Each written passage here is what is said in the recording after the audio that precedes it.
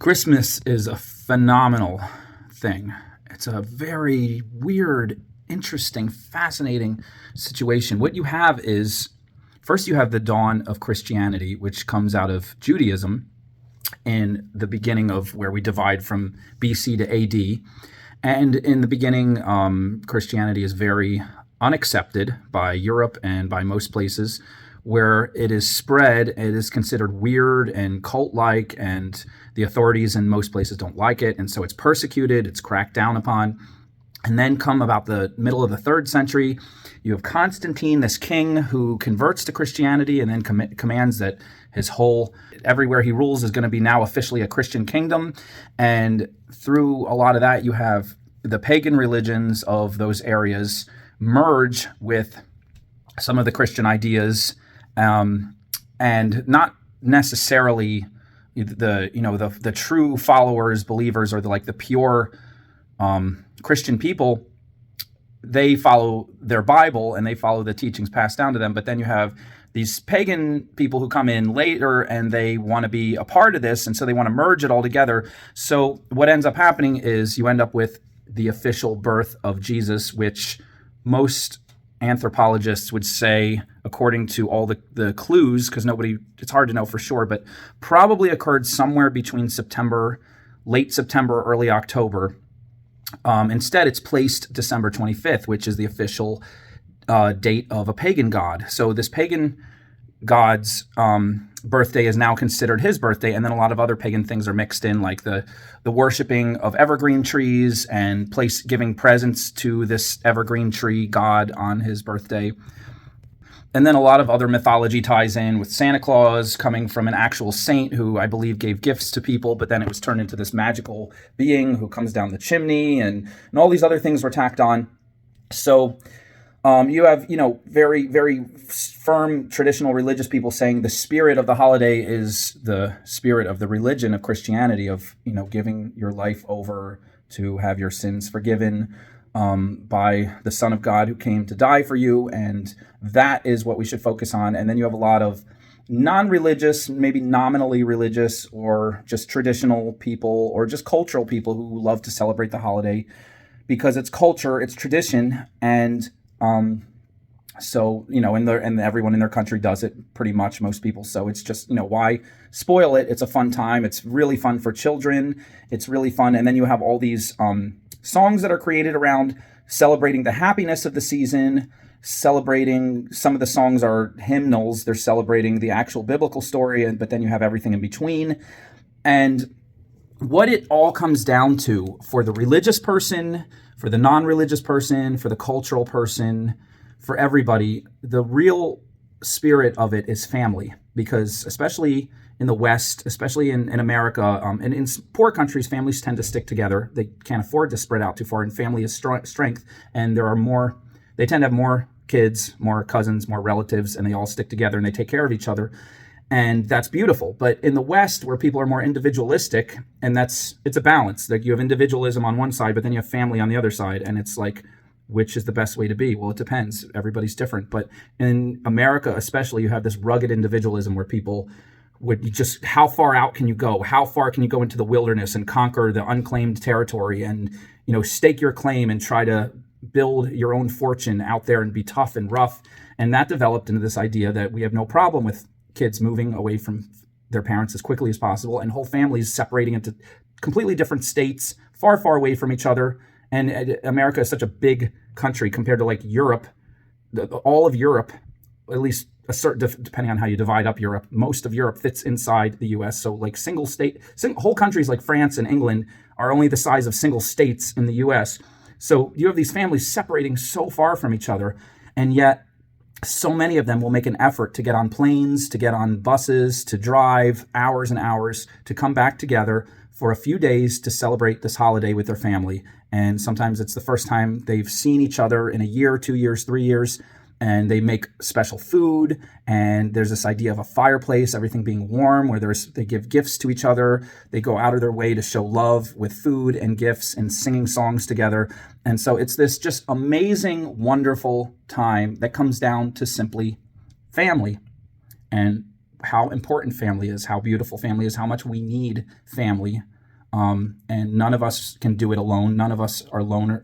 You find any one person who can live completely alone, and that person tends to be incredibly eccentric. And maybe they could do it, but you look into their life, and there's almost always something severely missing.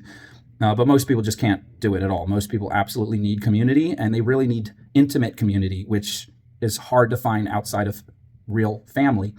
And so family is literally what the spirit of Christmas is.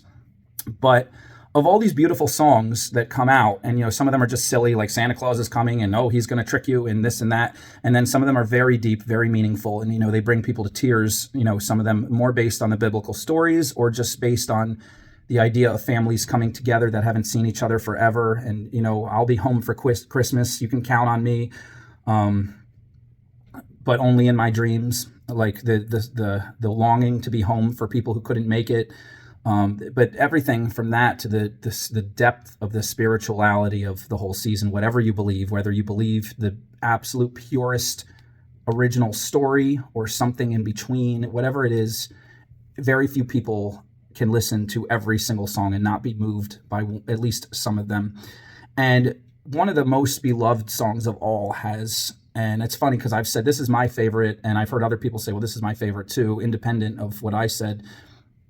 In the song "Oh Holy Night," you have this line, and when this line, I was sitting there listening to a choir rendition of this one time when I actually sat and listened to every word, and this line hit me, and I realized that this is the essence of survival in a difficult world. This is the essence of truth. This is the essence of fighting depression, overcoming tragedy, overcoming all those feelings when you feel like it's just not worth it, like life is too hard, there's too many bad things and not enough good things, and you're looking for an answer, but you don't feel like there is none. This one line is the answer, and that is, "Long lay the world in sin and error pining." For so long, the world is in darkness, sinning, doing what's wrong to each other, doing what's wrong to themselves, misusing their lives, if you want to define sin, whether you're religious or not, misusing the whole purpose, in sin and error, confusion, again, doing not what's right, but what's wrong. So long lay the world. The world is just laid out in sin and error, pining meaning longing, desperate, just agonizing. Just picture someone stretched out on their side, just in the desert, longing for some water, longing for some relief. Long lay the world in sin and error pining, till he appears and the soul felt its worth. When he appears, we realize we're worth way more than we thought. So what is the soul's worth, and how can that deliver us from this sin and error where we're longing and agonizing for some kind of relief? The next line, "A thrill of hope. The weary world," and this is the best part, a thrill of hope. Is this our hope? "The weary world is finally laid to rest. The weary world is finally given the peace they need to relax and be delivered from their heaviness. They can rest. They can be peaceful." No. The line says, "A thrill of hope. The weary world rejoices." When you're beaten down and you're weary and you feel like you can't go on, you're in the desert stretching out for the last hope that somewhere there might be water. The last thing you'd think you would do is jump to your feet and start dancing and start celebrating. But that's literally what the answer is. A thrill of hope. The weary world rejoices. The weary world gets up off their butts, off of their couches, off of their depression, out of their complacency and their fear and their despondency, and they celebrate.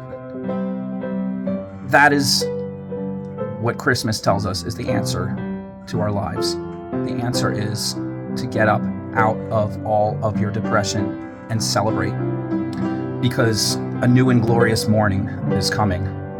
and it is real, and it is there, and it's always been there. You just didn't know it. Your entire depression, the desert you were in, the longing, the pining, the error, the sin was all a fake world. It was all a phony place that wasn't even real, that you could have stepped out of at any moment. And all you had to do was change your switch from, I have no energy, I can't do this, to, I am super excited about life. There is more than I could ever grasp. There is more goodness, and I want to take as much as possible. I could never take it all, but I'm going to grab as much as I possibly can. Like someone who they put into one of those little glass cylinders that has the dollar bills flying up all over the place, and you have 60 seconds to grab as many as you can. That's the reality of life. Life is so full of blooming flowers and trees and birds and sunlight and children dancing and music that every second is an opportunity to grab it. But your vision was clouded over by the sin and error and the pining, and all you had to do was rip that off and get out of there and celebrate. And in the beginning, the celebration will feel fake. It will feel like, what? This isn't true. You want to believe the error and the pining and the desperation is your truth, but that's all fake. And once you start to celebrate, and once you start to grab everything life has for you, step out in a little bit of faith. That's what faith is. They say fake it till you make it, and leaps of faith are sometimes like that. But as you step out, you'll find you won't land in quicksand. You'll land on solid ground where there is more abundance than you could ever imagine in your life. And you will be like, why did I waste any time at all, anywhere except here, dancing and rejoicing?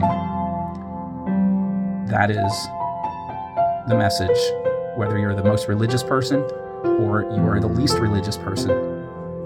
That is the message for you of Christmas. Get out of where you are and go find your life. It's waiting for you, and it's more amazing than you could ever imagine.